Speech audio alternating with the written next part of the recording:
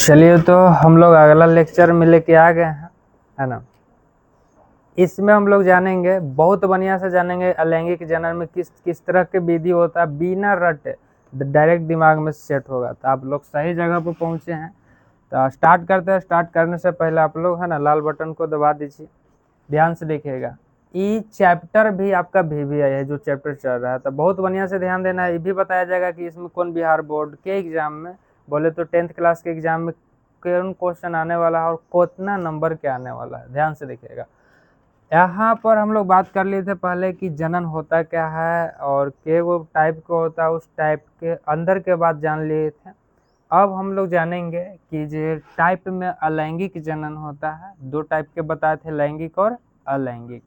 तो जीव में अलैंगिक जनन के बारे में बात हो गया था। अब हम लोग देखेंगे कि किस किस तरह से प्रोसेस से प्रक्रिया है जिसके द्वारा जनन होता है। तो अलैंगिक जनन की कुछ विधियां देखते हैं, ध्यान से देखिएगा। पहला विखंडन। पहला क्या चीज है? विखंडन। इसके नाम से ही लग रहा है कि खंड माने टुकड़ा होता है। खंड माने कछु होता है, टुकड़ा होता है। विखंडन, विखंडन कहे का मतलब समझ में आ रहा है? विखंडन के मतलब, खंड के मतलब टुकड़ा होता है, खंड के मतलब कछु होता है, टुकड़ा। यानी कि एकरा में ऐसा प्रोसेस होगा एक जेकरा में, है ना, टुकड़ा में टूट टूट के कछु होगा, संतान की उत्पत्ति करेगा। संतान की कची करेगा? उत्पत्ति करेगा। ध्यान से देखना।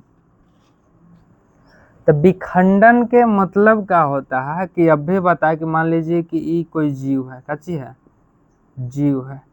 ई जीव या तो खुद से अपने ही से टूट के दो गो जीव में बना लेगा। बात समझ में आ रहा है? यही जीव खुद से टूट के गो जीव में बना लेगा, दो गो जीव में बना लेगा। या तो कोई जीव है वो ढेर सारा जीव में बनाएगा। कची में बनाएगा? ढेर सारा। लेकिन हाँ, कैसे बनाएगा? तो टूट के बनाएगा, टुकड़ा में बनाएगा। बात समझ में आ रहा है? अभी तक हम लोग का देखे थे कि अलैंगिक जनन जो रहता है ओकरा में कोई निषेचन की क्रिया नहीं होता है। एकरा में नर युग्मक मादा युग्मक भाग नहीं लेता, संलयन नहीं करता। एकरा में जीव जो होता है अलग अलग प्रोसेस से होता है, संलयन नहीं होता। तो ही विखंडन एगो ऐसा विधि है जेकरा में विखंड माने टुकड़ा होता है, टुकड़ा में टूट के बनेगा। या तो टुकड़ा में दो गो टूट के बनेगा तो दो गो जीव बन जाएगा, या तो टुकड़ा में ढेर सारा टूट के बनेगा तो ढेर माने जीव बनेगा। तो इसी को कहते हैं विखंडन। यहाँ तक में कोई दिक्कत? क्या कहेंगे कि जब जीव के एक बेष्टि दो टुकड़ों में टूट के संतान की उत्पत्ति करता है तो उसे कैसे कहते हैं? विखंडन कहते हैं। कोई भारी बात है? रटे की जरूरत नहीं। यही भी कह सकते हैं कोई ऐसा विधि जिसमें टुकड़ा के द्वारा संतान की उत्पत्ति होती है उसे कैसे कहते हैं? विखंडन कहते हैं। बात समझ में आ रहा है? कोई भी किताब वाला रटे की जरूरत नहीं है, क्योंकि एग्जाम में कहता है कि आप अपने मन से लिखना तो नंबर काट लेबो। चलिए, तो विखंडन के देख लेते हैं। ऐसे हम आपको बोल रहे हैं कि आपको ई परीक्षा में नहीं आएगा, इस पर ध्यान देने की जरूरत नहीं है। जो आएगा हम बोल देंगे कि वो आएगा। छापे वाला जो क्वेश्चन छाप के देता है उसको से हमको कनेक्शन है, हाला नहीं करना। चलिए, तो विखंडन काची हम बोले कि जब जीव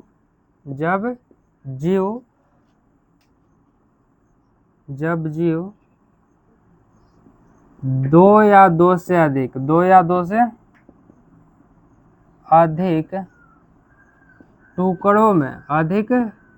टुकड़ों में खंडित होकर संतान की उत्पत्ति करता है। संतान की काची करता है? उत्पत्ति करता है। तो उस विधि को विखंडन कहते हैं। कोनो दिक्कत? कोई संकोच करे के बात नहीं है कि किताब बोला देखिएगा, रटिएगा, 5 दिन के बाद भुला जाइएगा।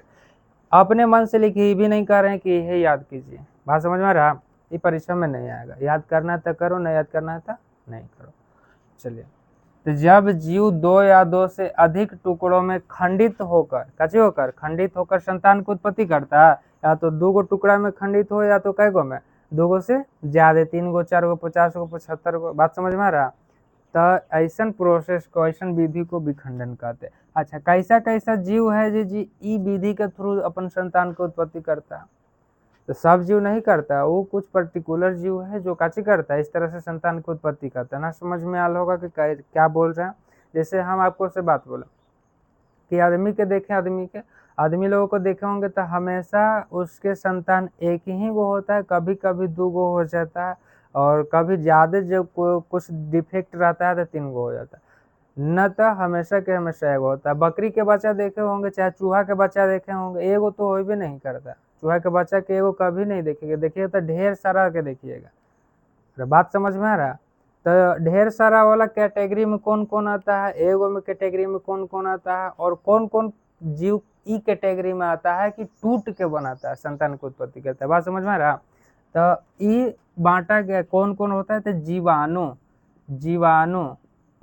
जीवाणु हो गया, अमीबा हो गया, पैरामीशियम हो गया, ईस्ट हो गया,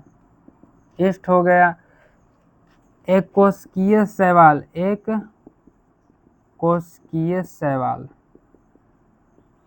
शैवाल हो गया। उसके बाद हम बोल दिए तो युगलीना हो गया। काची हो गया? युगलीना। ऐसने ढेर सारा। यहाँ तक में कोई दिक्कत? तो आपको हम बोल रहे हैं कि आपको याद करना है तो आप खाली इस जीव के नाम याद रखें। याद करना है तो काची के नाम रखें? जीव के नाम याद रखें। वो भी इस जीव में याद रखे की जरूरत नहीं है। इसका जो वैरायटी होगा ना, उसमें एग्जाम्पल को याद रखिए। कैसे याद रखना है, कैसे क्वेश्चन आएगा, इसके बारे में बात करेंगे, लेकिन आप समझिए कि इस जीव से ही आएगा, ये आपको परिभाषा नहीं पूछेगा। बात समझ में आ रहा? चलिए, तो जीवाणु हो गया, अमीबा के बारे में पहले से सुनते आए होंगे, पैरामीशियम के बारे में भी सुने होंगे, ईस्ट के बारे में भी सुने होंगे, सवाल के बारे में भी सुने होंगे, और युगलीना के बारे में भी सुने होंगे। सब छोटा छोटा जीव है, एक कोशिकीय जीव है जो आपका नॉर्मल आंख से दिखाई नहीं देगा। बात समझ में आ रहा? और बात समझ में आ रहा? जीवाणु का मतलब समझ में आ रहा? वायरस जो छोटा छोटा जो रहता है, जैसे मान लीजिए कि आपका सर्दी हुआ है तो बगल में जो बैठेगा उसको भी सर्दी हो जाएगा, तो जो आपका वायरस है इसके अंदर चल जाता है, वो छोटा छोटा जीव को जीवाणु कहते हैं। अमीबा देखे होंगे, 8 क्लास से ही पढ़ रहे हैं। काची से पढ़ रहे हैं? 8 क्लास से ही पढ़ रहे हैं कि अमीबा होता काची, इसमें भी बताएंगे कि अमीबा क्या होता है। टेंशन लेने के बाद नहीं, ये भी एक जीव ही है।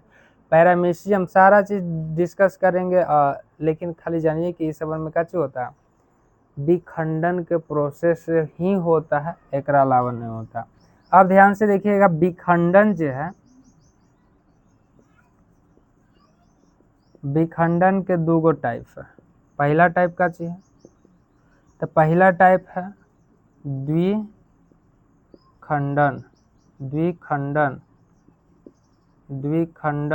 या द्विविभाजन। द्विखंडन या द्विविभाजन विधि। दूसरा का चीज है बहुखंडन।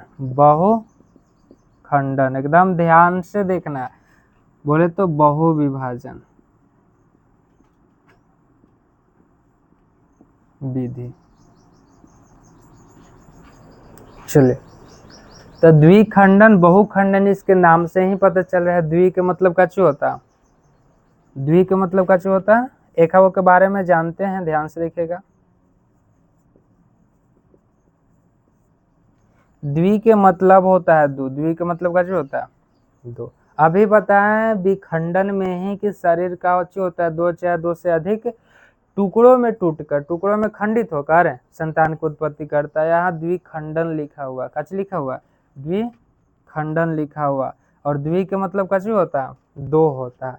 तो साफ साफ इसके नाम से ही पता चल जा रहा है कि जिसमें कची कोई जीव जो है 2 भाग में टूटकर संतान की उत्पत्ति करेगा तो उसी को कची कहेंगे, द्विखंडन। बोलिए, रटे की जरूरत है?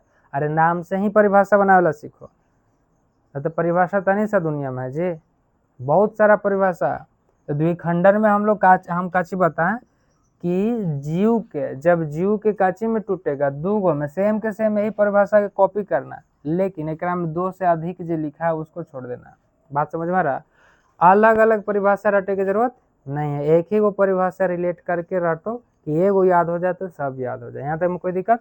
तो यही होता है स्मार्ट वर्क। स्मार्ट वर्क करो, हार्ड वर्क करेला तो लेबरो करता है जी, दिन भर सीमेंट गिट्टी ढोता है, 300-400 रुपया मिलता है। बात समझ में आ रहा है? तो स्मार्ट वर्क करो, बैठल बैठल वहाँ ठेकेदार उसको कागजी कर रहा है, बैठल है और उसको सजेस्ट कर रहा है कि ये काम होना चाहिए, टाइम में होना चाहिए, वैसे करो, और उसी में आपको उसको पैसा इतना मिल रहा है, इतना मिल रहा है कि आपका लेबर के 10 गुना मिलता है। तो स्मार्ट वर्क करो तभी आपको काची होगा, हार्ड वर्क करे वाला से 2 गुना ना बल्कि 4 गुना ज़्यादा नंबर आएगा। बात समझ में आ रहा?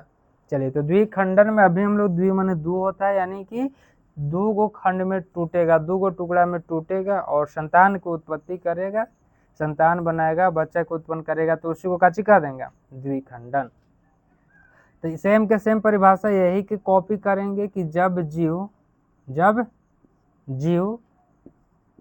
2 टुकड़ों में बंटकर, 2 टुकड़ों में बंटकर बोले तो खंडित होकर संतान की उत्पत्ति, संतान की काची उत्पत्ति करता है, तो उसे या उस विधि को द्विखंडन कहते हैं, द्विखंडन विधि कहते हैं। कोनो दिक्कत? अरे बात समझ में आया? सेम के सेम वही है, खाली 2 से अधिक वाला हटा दिए। तो एगो याद होगा तो यही याद होगा, ये ना एगो और याद होगा, बहुखंडन भी यही वाला से याद हो जाएगा। बात समझ में आ रहा? चलिए, तो अब हम लोग इसका एग्जाम्पल जानते हैं कि एग्जाम्पल में आखिर होगा क्या। एग्जाम्पल अभी हम लोग देखें कि विखंडन के एग्जाम्पल इतना सारा दिए, यानी कि यह सब में से कोई ऐसा भी जीव होगा कि जो 2 भाग में विखंडित होगा। बात समझ में आ रहा है? या कुछ ऐसा भी जीव होगा जो 2 से ज्यादा होगा। अरे यही हो सकता है। अरे बात समझ में आ रहा है? जैसे हम आपको से बात बोले है ना कि हमको ना लड़की के जरूरत है, किसी की जरूरत है, लड़की के जरूरत है, काहेला जी? तो पूजा पाठ करावेला, बियाह शादी करे के जरूरत ना, पूजा पाठ करावेला। तो लड़की में भी कैसा लड़की होगा, एगो होगा बियाहल, एगो कच्ची होगा बिन बियाहल होगा। अरे बात समझ में आ रहा? लेकिन होगा बियाहल और बिन बियाहल तो कच्ची होगा, लड़की ही होगा। अरे बात समझ में आ रहा? कच्ची होगा, लड़की ही होगा। औसी द्विखंडन और बहुखंडन है, तो ये सबन में से होगा जो विखंडन के प्रोसेस कर रहा है। बात समझ में आ रहा? चलिए, तो कौन कौन जीव हो सकता है जी, ध्यान से देखिएगा। तो जीवाणु, कच्ची जीवाणु हो गया आपका, अमीबा हो जाएगा, इसी में हो जाएगा, पैरामीशियम भी हो जाएगा, पैरामीशियम हो जाएगा, आपको से बोल दिए ईस्ट हो जाएगा, कच्ची हो जाएगा, ईस्ट हो जाएगा, युगलीना हो जाएगा, युगलीना हो जाएगा। ई सबन जो है आपका द्विखंडन है। बोले तो ई सबन अपना शरीर के 2 गो टुकड़ा में बांटेगा और संतान की उत्पत्ति करेगा, बोले तो नया जीव बनाएगा। बात समझ में आ रहा? चलिए, बनाएगा कैसे, ध्यान से देखिएगा। अमीबा के बारे में बहुत बढ़िया से आप लोग को पढ़ना था, है ना, चैप्टर नंबर 1 में। अगर नहीं पढ़े होंगे तो टेंशन लेने की बात नहीं है, हम दिखाते हैं फिगर से। एगो अमीबा को लेकर अगर पढ़े होंगे तो मायने में ज़्यादा समझ में आएगा, अगर ना पढ़े होंगे फिर भी टेंशन लेने की बात नहीं, खाली ध्यान से देखना। अमीबा के बारे में आपको बताएं कि किस तरह से अपना शरीर को बनाता है, तो ध्यान से देखिएगा। ये आपका अमीबा है, कच्ची है ये अमीबा जिस तरह से हम आपको से बात बोले है ना कि सब चीज़ के एक उम्र होता है। इसी चैप्टर में बताएंगे कि कम से कम तो अवस्था होता है, बाल्यावस्था, किशोरावस्था, समझ में आ रहा? अवस्था 4 गो होता है, ठीक है। तो कौन अवस्था में आपको शादी होना चाहिए, कौन अवस्था में शादी नहीं होना चाहिए, तो उसका भी जनन के भी एक का होता है।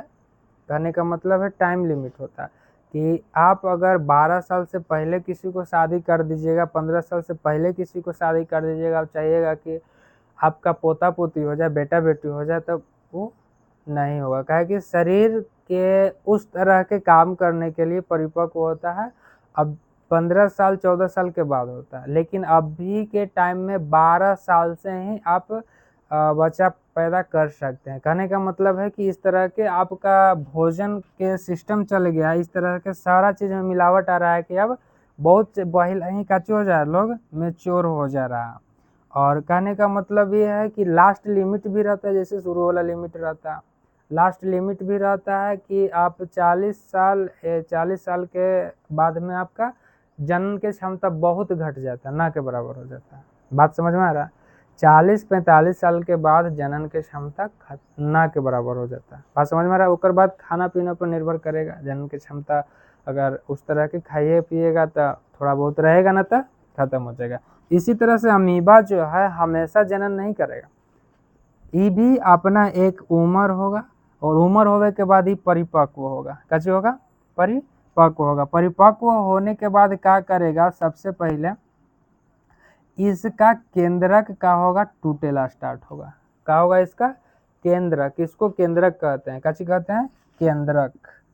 ये केंद्रक टूटेला स्टार्ट करेगा, और केंद्रक टूटे के बाद धीरे धीरे क्या करेगा? शरीर को अपना दो भाग में बांटे लगेगा। शरीर को कच्ची करेगा? दो भाग में बांटे लगेगा, इस तरह से। अब कहिएगा कि आई जी ई में तो नाक भुभुनासा ऐसन था, ई में ऐसन हो गया, ई में आउटपुट अंक ऐसन तो कर दिए। बात समझ में आ रहा है? तो अमीबा के कोई फिक्स स्ट्रक्चर नहीं है, इसका कोई स्ट्रक्चर नहीं होता है, कोई बनावट स्पेशली नहीं होता है जैसे हम लोगों का होता है, कोई बनावट नहीं होता। ई हमेशा अपन क्या करता है? स्ट्रक्चर चेंज करित रहता है, आकार कैसे करित रहता है? चेंज करित रहता है। फिर ही क्या होगा कि लास्ट में अपना शरीर अलग अलग कर लेगा। ये एगो पहले से था, एगो पहले से इसका था, और एगो टूट के बना। बात समझ में आ रहा? तो एगो के कह सकते हैं कि संतान है, संतान माने समझ रहे हैं ना, बाल बुतरू। एगो के कह सकते हैं कि पिता। बोले तो इसके काची है? अरे पिते बोलो है ना, ऐसे तो अलग अलग नहीं होता है माता पिता, लेकिन कहो कि जनक, इसको कहो काची कहो? जनक, मतलब जो जन्म दिया है। कोनो दिक्कत? तो एगो जनक हुआ, एगो से टूट के बना हुआ, वो काची बन जाएगा? संतान बन जाएगा। बात समझ में आया? यहाँ तक में कोई दिक्कत? चलिए, तो इसी तरह से सब के सब जीव में होता है, क्या होता है, लेकिन सब में इस तरह से नहीं होता है कि केंद्रक टूटता है ना, फिर अलग अलग जीव बनाता है। बात समझ में आ रहा है? इसका भी एक लिमिट उम्र होता है जिस टाइम में वो परिपक्व होगा। बात समझ में आ रहा है? चलिए, तो इसको आप नोट कीजिए, इसके बाद हम लोग बताते हैं कि अच्छा द्विखंडन समझ में आया? का दो टुकड़ा में टूट गया? बस यही लिखा हुआ है कि जब जो दो टुकड़े में खंडित होकर संतान को उत्पत्ति करता है तो उस विधि को कैसे कहते हैं? द्विखंडन कहते हैं। अब हम लोग चलते हैं बहुखंडन में, उसमें भी आपको रटे की जरूरत नहीं पड़ेगा। नोट कीजिए। तो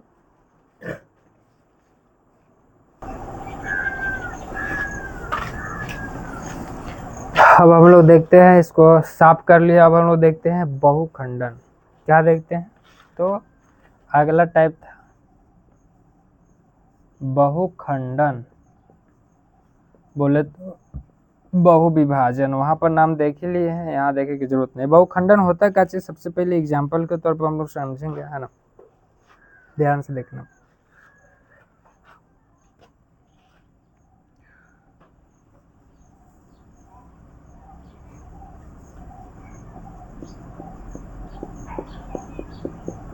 इसको पुट्टी कहते हैं। इसको कच्ची कहते हैं? पुट्टी। बोले तो ये सब जो केंद्रक है, ये सब कच्चे है, केंद्रक है। केंद्रक के ऊपर जो कवर रहता है उसको कच्ची कहते हैं? पुट्टी कहते हैं। ये जीव कच्चे है, ती ईस्ट है। कच्चे है? ईस्ट। इसमें किस तरह से होता है? ईस्ट के नाम अगर सुने होंगे पहले तो पता होगा, अगर ना सुने होंगे तो हम समझा दे रहे हैं, बता दे रहे हैं कि कहाँ ईस्ट रहता। जैसे आपको से हम बात बोले कि जिलेबी जो आप लोग देखे होंगे, जो जिलेबी छनाता है, जी जिलेबी, तो सुने होंगे कि जिलेबी छाने से पहले उसको घोल कर छोड़ दिया जाता है कि सड़े हो, कच्चे हो गए, सड़े। कहने का मतलब है कि कल सुबह में बनाना है तो आज रात में ही घोर के छोड़ देता है, उसी को जलेबी बनाता है और उसको बनाएगा तो ज़्यादा आपका टेस्टी बनेगा, बढ़िया बनेगा, अच्छा बनेगा। ऐसा क्या होता है जी? तो उसी का कारण है ईस्ट। कचे है ईस्ट। घोर के छोड़ दिए, घोर के छोड़े के बाद क्या होता है कि सड़ता है, और सड़े से क्या होता है कि ओकरा में ईस्ट नामक सूक्ष्म जीव उत्पन्न होता है। कौन होता है? ईस्ट नामक सूक्ष्म जीव उत्पन्न होता है, बहुत तेजी से प्रजनन करता है। वही बहुविखंडन है कि ढेर मानी अपन बाल बुतरू के एक साथ जन्म करता है। बात समझ में आ रहा है? और इसमें हम लोग काची देखे थे कि कम टाइम में ज्यादा संख्या में संतान को उत्पत्ति करता है। यही करता है कि कम टाइम में ज्यादा संख्या के, तो ये सबसे ज्यादा कर रहा है बहुखंडन, बहुत माने बाल बुतरू एकर होगा के। तो बात समझ में आ रहा है?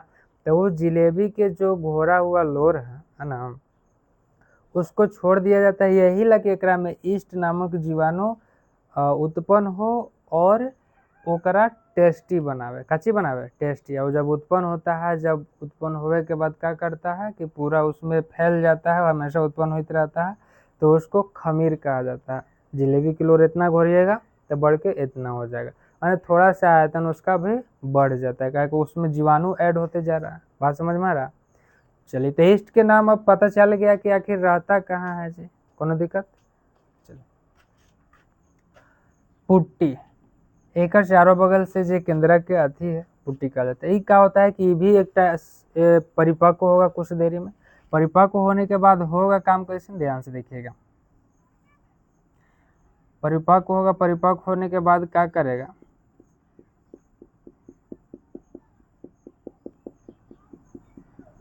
कि इसका पुट्टी जो है काजी, ये पुट्टी जो है धीरे धीरे ब्रेक करे लगेगा। अब ये सब केंद्रक इधर में चल जाएगा।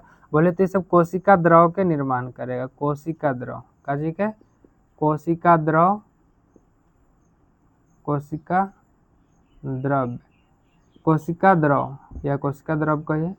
कोशिका द्रव के काची करेगा निर्माण। बोले तो ढेर मानी कोशिका द्रव बनाएगा और केंद्रक जने तने बिखर जाएगा। यहाँ तक में कोई दिक्कत? अरे यहाँ तक में कोई दिक्कत? किताब के फेर में नहीं रहेगी, किताब में है क्या कहना है, आप समझिए किस तरह से प्रोसेस होता है। बात समझ में आ रहा? चलिए, इसके बाद क्या होता है कि ई एक बार क्या होता है कि पूरा परिपक्व हो जाता है ना। क्या हो जाता है? परिपक्व हो जाता है। तो ये जो बाहरे वाला परत है आपका, इसका जो बाहरे वाला परत है, इसका जो बाहरे वाला परत है ना, बाहरे वाला परत का होता है एक टाइम में फट जाता है। फट जाने के बाद सब के सब केंद्र का के अपन अपन काची करता है, ढेर सारा जीव बनाता है। ढेर सारा काची बनाता है? जीव बनाता है। बात समझ में आ रहा है? ढेर सारा ऐसा ऐसा जीव बनाता है। कोनो दिक्कत? क्या हो रहा है काम, ध्यान से देखिए। पुट्टी है, मध्य पुट्टी कहिए इसको, बारह पुट्टी कहिए। ढेर माने अंदर केंद्रक है, परिपक्व होता है धीरे धीरे। केंद्रक का होता है कोशिका द्रव में जाता है, कोशिका द्रव का भी निर्माण करता है। फिर एक पर एक ये काउची होता है, इसका परत जो है पुट्टी, बाहरी पुट्टी वाला परत जो होता है फटता है। फटे के बाद ढेर माने जे भी केंद्रक आता है, ढेर मानी केंद्रक के साथ अपन अपन का जी करता है, जीव का निर्माण करता है। तो देख रहे हैं ढेर मानी हो रहा है एक में, और ढेर मानी होगा तो उसी को कह देंगे बहुखंडन। कोनो दिक्कत? बहुखंडन या बहुविखंडन कहिए या बहुविभाजन कहिए, सब सेम के सेम है। यहाँ तक में कोई दिक्कत? चलिए, तो इसमें क्या चीज हम बताएं, सेम परिभाषा लिखेंगे कि जब जीव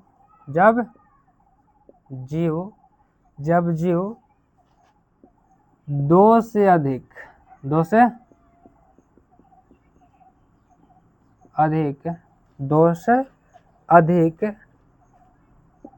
टुकड़ों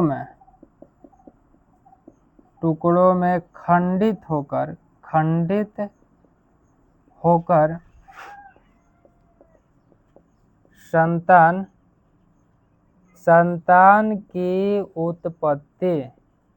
संतान की उत्पत्ति करता है, तो उस विधि को बहुखंडन विधि कहते हैं। ये बहुखंडन विधि ही है, एगो प्रोसेस है, प्रक्रिया है। बात समझ में आ रहा है? कि बहुखंडन विधि किसको कहेंगे? सेम परिभाषा है। एकरा में 2 गो टुकड़ा में बट रहा है, एकरा में 2 से कच्ची बटेगा, ज़्यादा में बटेगा। बोलिए तो एगो परिभाषा याद हो से सब याद हो जाएगा का? अरे भारी बात है जी। अब ध्यान से देखिए एकरा में होता कौन है ना, तो शैवाल जो है कची है, शैवाल एक कोशिकीय शैवाल। बोले तो शैवाल भी जो होता है एक कोशिकीय और बहुकोशिकीय होता है। एक कोशिकीय माने एगो कोशिका रहेगा ओकरा में, बहुकोशिकीय जैसे हम लोग है बहुत सारा कोशिका है। बात समझ में आ रहा? एक कोशिकीय शैवाल। तो हम इसमें बताएं, ईस्ट में बताएं कि इस तरह से काम होता है। तो ईस्ट जो है आपका का है कि ईस्ट में दुए गो का होता है, जैसे केंद्रक एकरा में है तो ईस्ट बोल दिए। जैसे ईस्ट मेनली रूप से ईस्ट नहीं होता, ये होता काचे है, तो ये शैवाल हो सकता है। काचे हो सकता है? शैवाल हो सकता है। वो समझने के लिए बताया गया काहे कि एकरा ईस्ट जो होता है द्विखंडन में होता है। इसका शरीर टूट के दुए भाग में बटेगा। क्या भाग में बटेगा? दुए भाग में बटेगा। लेकिन जो ढेर सारा टुकड़ा में बटेगा है ना, ढेर सारा टुकड़ा में जो बटेगा उसी को न कहेंगे कि बहुखंडन हो रहा है जे। तो एगो एग्जाम्पल के तौर में बताया गया था। इसके एग्जाम्पल में आप शैवाल रखेगा, एक कोशिकीय शैवाल। कोनो दिक्कत? और यहाँ तक में कोई दिक्कत?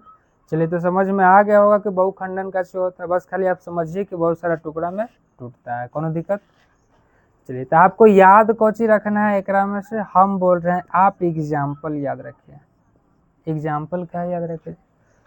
पूछता है ऑब्जेक्टिव में आपका, ई नहीं पूछेगा। 2 नंबर में नहीं पूछेगा कि बताओ किसे कहते हैं। ऑब्जेक्टिव में क्या पूछेगा कि अमीबा निम्नलिखित में से किस विधि द्वारा जनन करता है। अमीबा, ध्यान से सुन, अमीबा निम्नलिखित में से किस विधि द्वारा जनन करता है। बोल देगा कि बहुखंडन, द्विखंडन, मुकुलन, बहुत सारा विधि बोल देगा, कोनो विधि बोल देगा। बात समझ में आ रहा कि किस विधि द्वारा करता है। तो आपको एग्जाम्पल में याद रहेगा था ना कि शैवाल, कोशिकीय शैवाल जो बहुखंडन करता है, अमीबा जो होता है द्विखंडन करता है। तो अमीबा में कुछ में मार दीजिएगा, द्विखंडन में। यहाँ तक में कोई दिक्कत? तो आपको कैसे याद रखना है? एग्जाम्पल इसका याद रखना है, आप कुछ याद रखने की जरूरत नहीं। चलिए तो अब हम लोग अगला विधि देखते हैं, है ना, कि अगला विधि होता क्या है। टाइम थोड़ा लगेगा ज़्यादा, लेकिन आपका दिमाग में सारा चीज़ सेट हो जाएगा। टाइम लगे तो लगे, है ना, लेकिन ये नहीं कि पता चलेगा कि आज रोड बनाएला स्टार्ट किए, कल भोर होइत होइत रोड स्टार्ट हो गया, गाड़ी चले लगा।